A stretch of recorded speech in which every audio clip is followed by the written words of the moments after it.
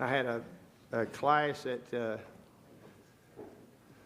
Tennessee Tech, and on the final, the teacher was rough. He was really rough teacher. But anyhow, he came in and he said, very simply, sit down, take your test out, read all the way through it.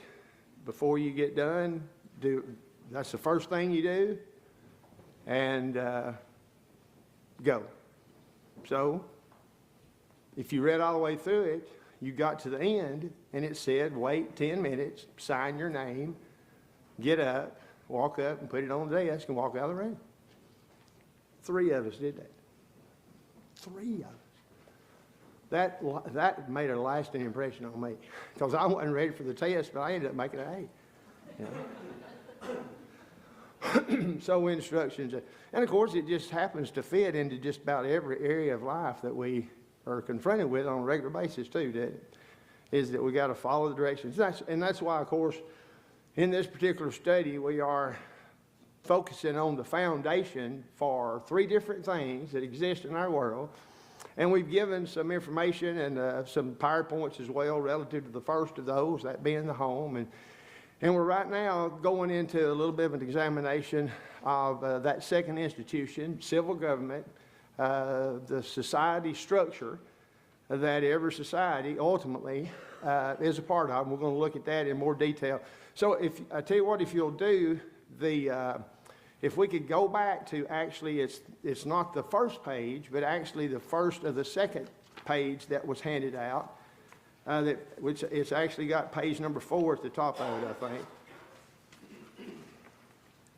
think, where it says Christians are a part not only of the home, but of the church. That would be the page number 4 regardless, okay? All right. And so instead of looking at it from the outside and then going deeper and then come back out, so we're just looking in a general way, because we understand in a general way what we're talking about, but most time nobody's ever sat down to just think about it. You know, how is it that society is ordered? Who come up with those ideas? You know, well, it's not something that hadn't been thought about. Now, it may be the case that you don't know anybody personally that's ever thought about that, but there's people that think about that, and there's good reason to. Because things usually happen because there's a design behind it happening. And if you haven't noticed lately, if there's not a design for things to work out good, so many times they don't work out good. You know, if things are just allowed to go to whatever state that it levels out, then that's usually a sign of calamity and disaster. You know, it's reaching the lowest level point. That's never good. You know, you talk about when you have a flood, something like that happening. Well, when that happens to society, then you've got a real problem. Now, could it be, and we're going to be looking at this from this standpoint, even though we maybe have never really thought about this that much, maybe we should have thought about this a little bit more than we have. Is that a possibility? And sadly, it may be the case that so many times these things that we haven't talked about and haven't discussed are some of the things that we should have been discussing a long time ago. I mean, hopefully we understood that right at the get-go when we started talking about the home. Could we go out on a limb and say that probably the design that God has for the home is more important to children and their successful raising than whether they can read or write or know their colors by the time they're 6? Which would you think would take priority? Well, it's obvious, isn't it? You know, a little slow on the numbers there. Well, you know, ultimately, okay. But is that really eternity shattering, you know? So it's simply a matter of priorities. Well, in every area then, that works too. We understand it if we violate the principles of the home. Well, we should understand it. And of course, we've repeatedly talked about violating the principles in the church, in which we will as well, but there are principles for government. There's a reason why there's such a thing as civil government. And if we don't realize that, then that's an area that could be just as catastrophic as the other 2 areas. And we recognize the other 2 areas can be catastrophic, don't we? What happens when you don't follow God's instruction for the home? What happens if you don't follow God's instructions for the church? Or what happens if you don't follow God's instruction for society and the peaceful getting along of humanity with each other? Well, it's going to be chaos and confusion too. And for us to not think about it shines light on the fact that we should have been thinking about this a long time ago. We should have been making some provisions and plans and more instruction being given to this subject than maybe we have. So much so that this could be, and I think maybe it was elevated to that level when we looked at some, not too awful long ago, about elephants in the church, you know, the things you don't talk about, just matters that are true, matters that are obviously defendable from authority of the Scripture standpoint, but yet not talked about. So let's think about that anyhow. Okay, let's start. This is brand new to you, so it ought to be invigorating and lively. And the first time you read it, said, man, that is so wonderful. I can't believe Freddie copied that from somewhere. And if I could remember where I got all this stuff from, and believe it or not, the first time I started formulating this material, you would not, well, you probably would, how little revision has had to be made. Now, I'll let you guess this. Do you think that the revisions in the material has pointed in a more positive direction? Or do you think that the revisions in the material has showed progressively going down direction? Well, of course, it's that for sure. It's progressively got worse. And you'd think, and you know as well as I, 10 years ago, there's no way you would have predicted what is accepted as viable and accept as wonderful and great and good today. You know that as well as I do. Well, how'd that happen? Something's causing people to think a certain way. What was it? So let's just look at here at the top here and just sort of, so we can keep ourselves hopefully with our feet firmly entrenched and not being swept from one extreme to another extreme. That's the purpose for these few pages. Christians are a part not only of the home and of the church, but they're also a part of the state. That means they are a part of the country in which they have citizenship or the country in which they reside. Now, who would ever thought that when I first penned those words, now we might have to go on to a tangent over here and talk a little bit about reckon what your citizenship is if you're not a resident somewhere, if you're just floating through society. What if, as I saw on the news last night, one fella has been through 20 countries making his way to the United States of America from China? Reckon where his citizenship is. Well, I know where he's wanting to reside, so he's wanting to reside here. See, that's a whole nother discussion there. Now, should it really be that hard of a discussion, obviously? Because if somebody's trying to get to a place and they're hazarding their life to get there, surely they would submit to the laws and the rules and the regulations of the place that they're trying to get to the point that they'd hazard their lives to get there. Wouldn't they? Maybe that ought to be a part of the allowance for such a thing to happen as that. And, notice, every soul is subject to the higher powers, the powers that are given by God and ordained by Him. And, of course, that's what we're going to be looking at a whole lot more extensively, especially next week from Romans chapter 13. And this is not something, obviously, that Paul just came up with to address the issue there with the Roman brethren. No, because this principle, of course, has divine basis for it. Jesus affirmed the responsibility of God and to Caesar. You pay to Caesar what's Caesar's, you pay to God what's God. Simple as that. You owe taxes, people get what should be rendered to them. That's fair. That's responsible.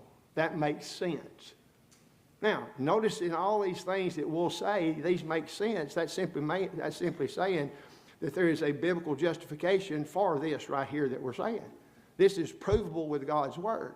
And if we're establishing that this is true according to what God's Word is, and it's acceptable, and it's true, and it's right, then what would the opposite of that be? It'd be untrue. It'd be wrong. That's what it'd be.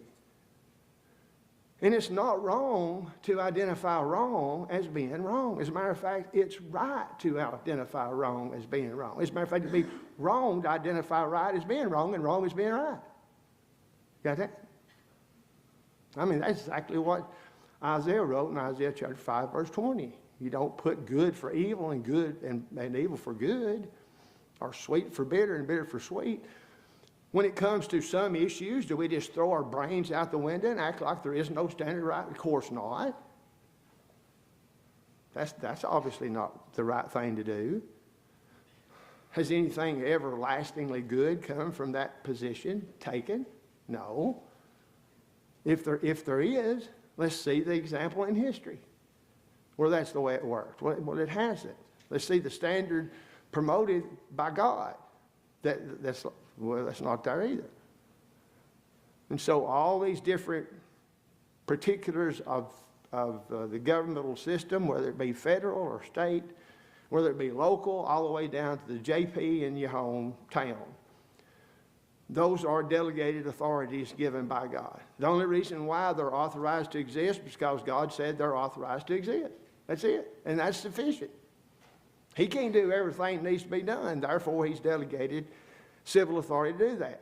Now, I love this next little old, I guess you'd call it a definition out of this encyclopedia of theology or dictionary of theology. Notice what it says.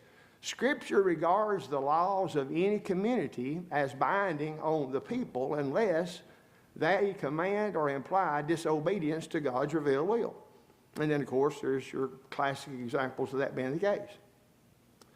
There was food that was set before some Jewish boys that would have caused them to have to violate their law, which wasn't the law of the Babylonians for sure, but it was a law that was higher than the law of the Babylonians, and thus they simply could not do that.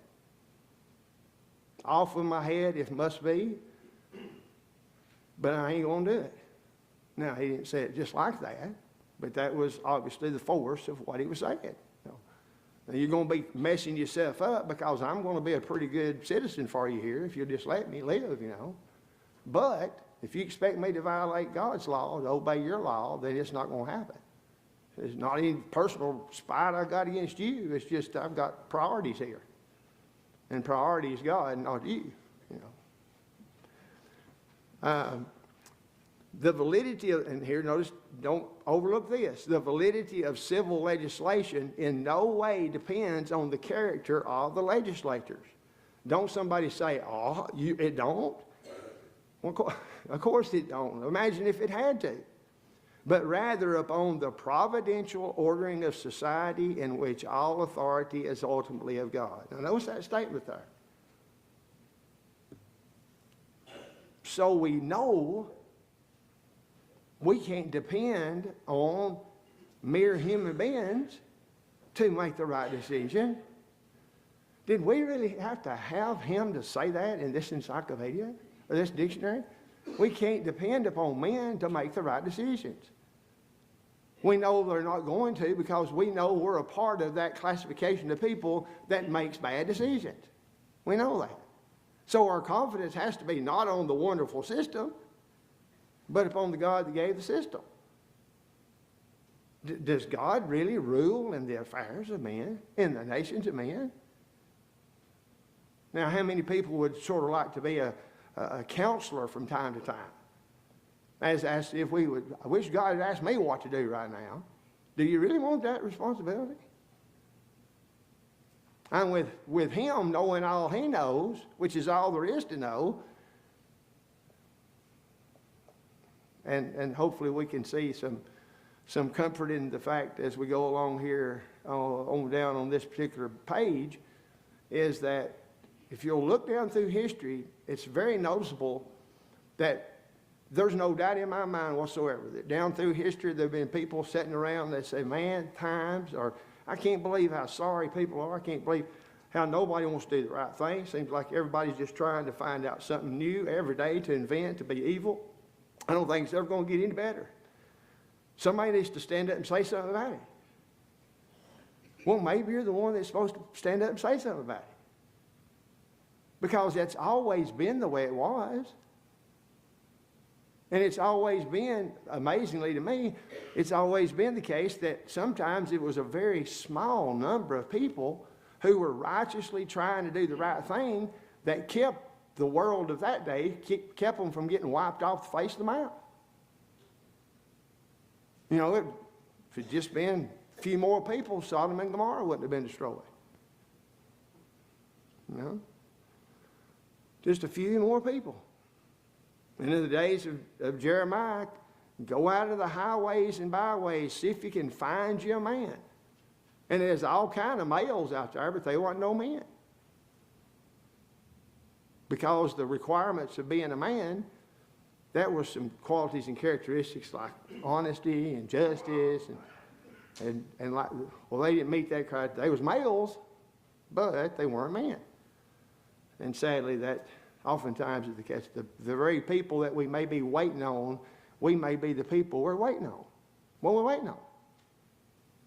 Here's the thing. If it needs to be said, work on, sort of like, you know, my getting the pages handed out this morning. You know, work on it real good. Think about it. Think about all the possible messes that could happen. Honestly, I didn't think that many, but, you know, you can't think of everything. But think about what needs to be said, and if it's an appropriate thing that needs to be said, and if you're still hesitant about it, then run it by somebody you respect.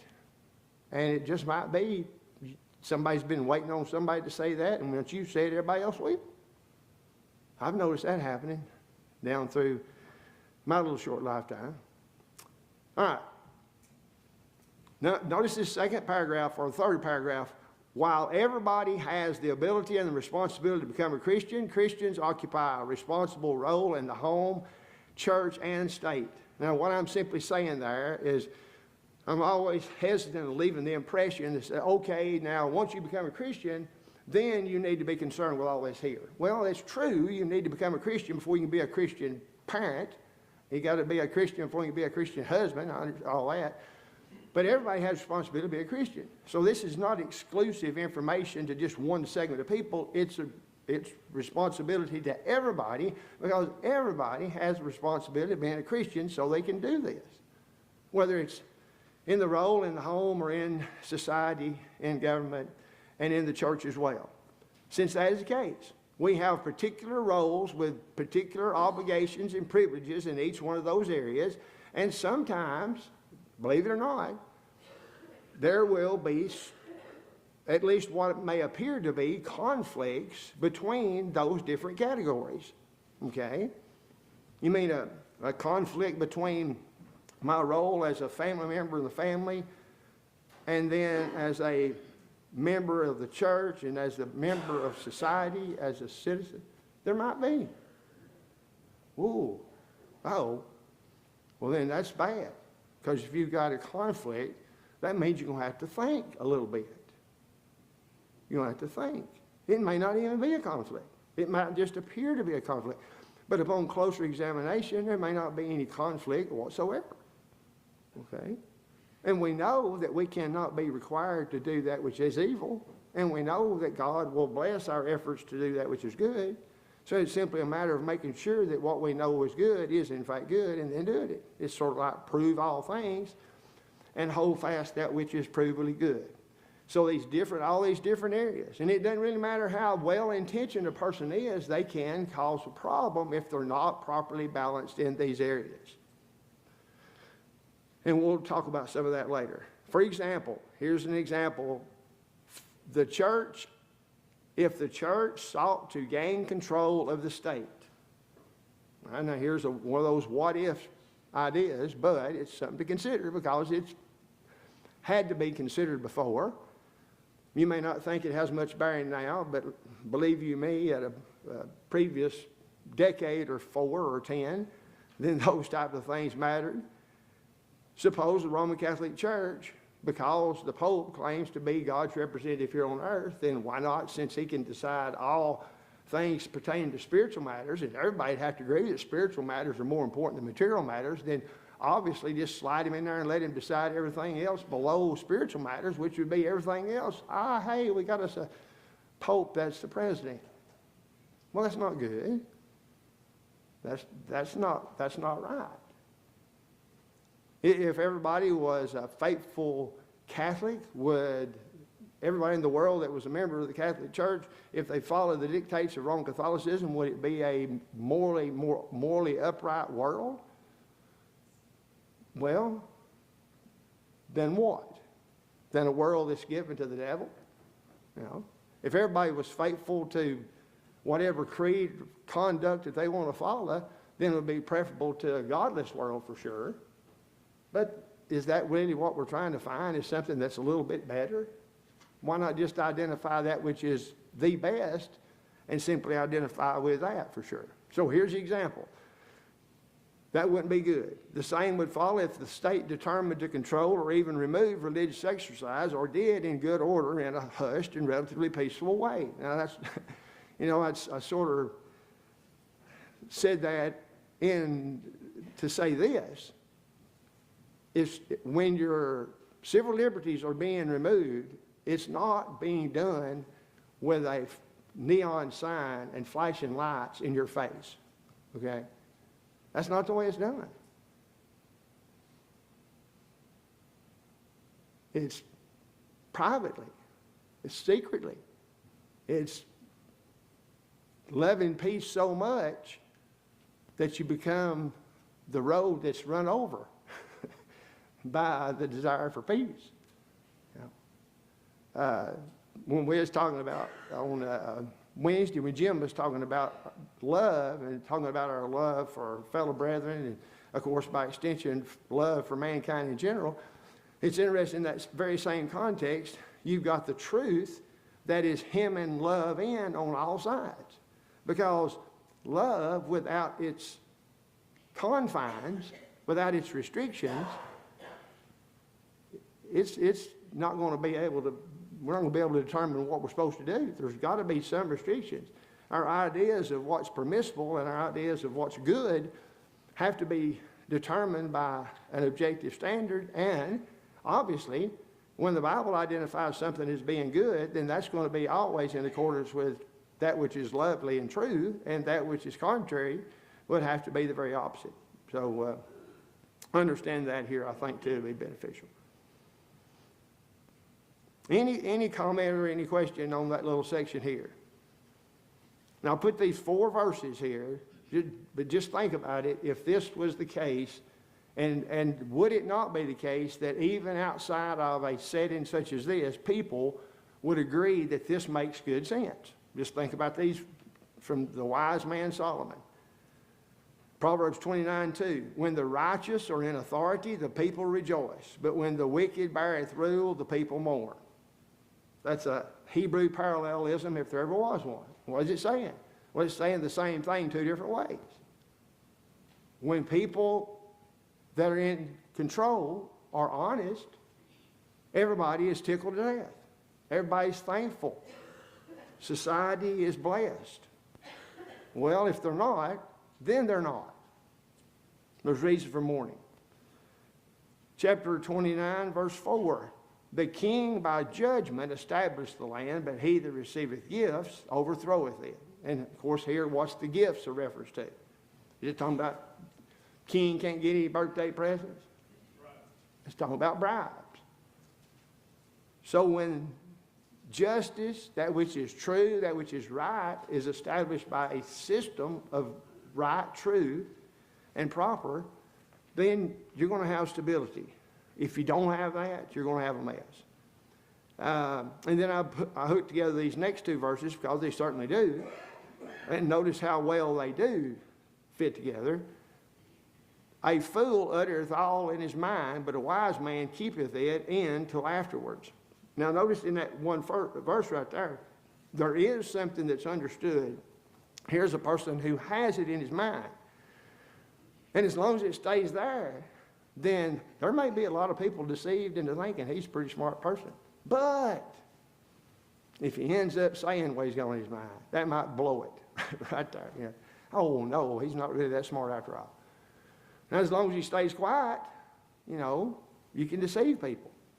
And of course, maybe this is one of Tammy's favorite verses for quoting to me. I don't know. But then notice verse 12, if a ruler hearken to lies, all his servants are wicked. Now, you talk about a sad situation. And the problem, whether you're talking about the difficulties with the standard of God's standard for the home, or God's standard for society, God's standard for the church, whatever it is. The problem is always associated with that which it's comprised, and that is the human element. You're always going to be lacking in the ideal because those that are trying to meet the ideal aren't. We're going in that direction. And hopefully realizing that, Realizing I've not yet arrived. I'm reaching forth. I've not reached a plateau now where I say, oh, boy, I'm glad I got here.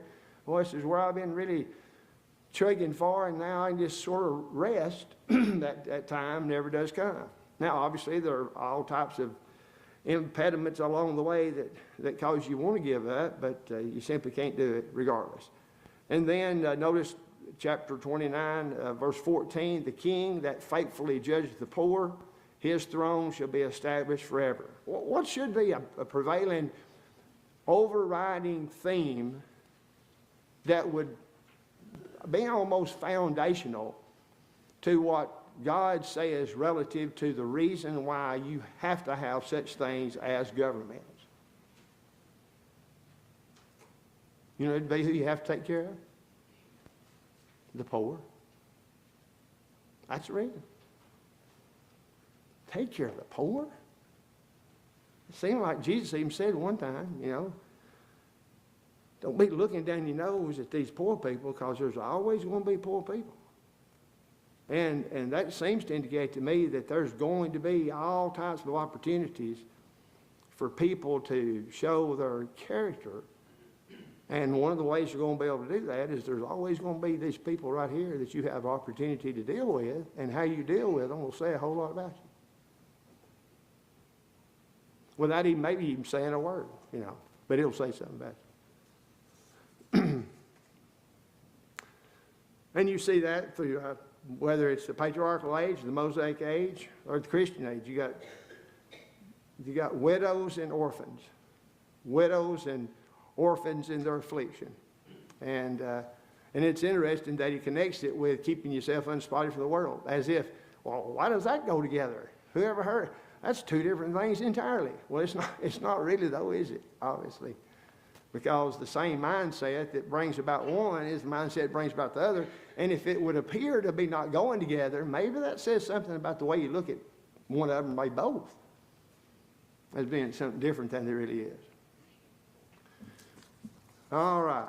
All right, let's go to the next page real quick, which is page number 5. And then I want to, before next week, please read through the Declaration here, the Declaration of Independence. And I know this is not a history class or nothing like that, but I think it might shock you if you were to read through it and realize what all is implied in this declaration that should be a foundation for us. All right, notice on the top of the page. Just as we noticed the inspired description of a wicked society in the description that Paul gave us at the end of Romans chapter 1, that society is not one that's limited to 2,000 years ago. That's exactly the society we live in today. That's where we are today. Everything that's described in Romans chapter 1, when people refused to retain a knowledge of God, they became vain in their imaginations. They flew in the face of God's directed orders of things. They worshiped the creator, or the creature instead of the creator. And because of that, they became involved in every type of depravity known to man. And that simply describes the world in which we live today. Now, into the midst of all that calamity and chaos, for some reason, God sent the gospel. And for some reason, he thought that the gospel was the very thing that the world of the first century needed. What do you think? You think it really was? Well, you'd sort of have to say, no, that had to be it, And you even read stuff like Galatians chapter 4, verse 4, in the fullness of time, God sent forth his son, born of a woman, born under the law, which seems to me to sort of indicate that it was the very best time.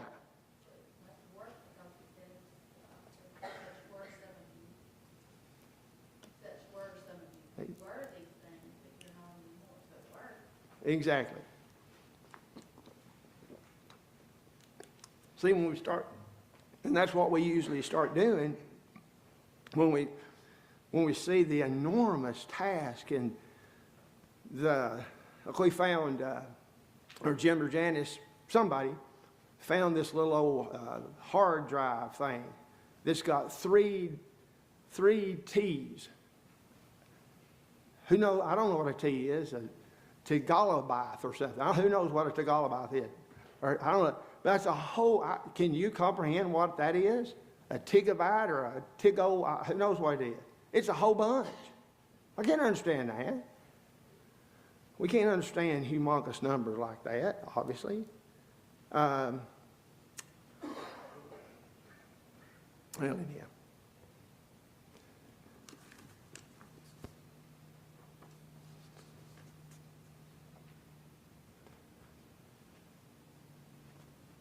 You remember we looked at these examples that even throughout this whole situation, and this is where we was at a while ago when I was wondering where it went, and here it was on the last page. Throughout history, God has been long-suffering with the wickedness of the majority because of the righteousness of just a few brave, godly souls. Now, that'd be a wonderful story. That sounds like something they ought to make it in California. That ought to be the setting for something amazing like, well, that's exactly the way it is. God, at various times, had to demonstrate his displeasure with the decisions that mankind was making. Now, what are those examples for? I mean, I asked this question there. The last verse of Genesis chapter 6 says, "And thus did Noah, according to all that God commanded him, so did he." Now, here's the question. Reckon why that verse is there? Reckon God says, there's not enough verses in that verse. I'm going to need one more verse. Let's throw something else in there. Thus did Noah. Or you think maybe it's there so that people will see that and they'll know a little bit of a background beforehand about Noah. And here Noah finds grace in the eyes of God, and he builds an ark. And everything God tells him to do, he does it. And he's being applauded for doing that. Well, doesn't that just make sense? Wouldn't you expect that to happen? If something went the opposite of that, that would stick out like something's wrong, wouldn't it? Of course it would. There's nothing here that's so impossible to grasp. I mean, that's so outside of common sense and rational. No, it's not. It's just exactly what we know to be the case. And something that's outside of what we know to be the case is the irrational. We don't need to change our definitions or our perspectives. We just need to accept the reality that's there and demand that everybody else do the same thing. Even as it comes to matters like this. You could have alleviated the problems that came Sodom and Gomorrah's way and how they infiltrated even poor old Lot's family. I mean, can you imagine that? And yet that's exactly the situation that existed in that day. And so when you look at passages like 2 Peter chapter 3, and you read that Peter says that the long suffering of our Lord is salvation, and you say, how is that the case? How and what in the context would lead to a conclusion for Peter to be able to say that God's long suffering in some sense is equal to salvation? How is that? Or is that not so? It's got to be so. How so?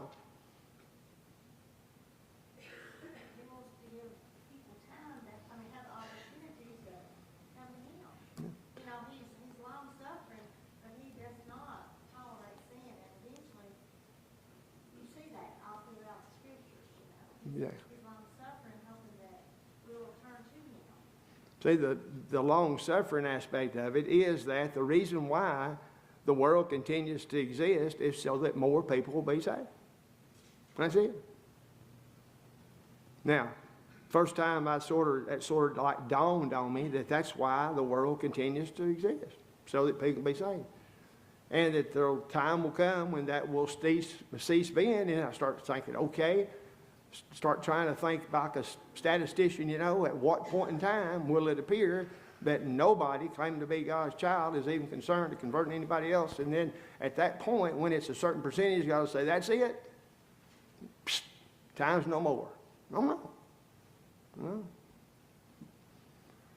But then of course, the kicker is when you put yourself in the middle of the equation and says, what if it's dependent on me?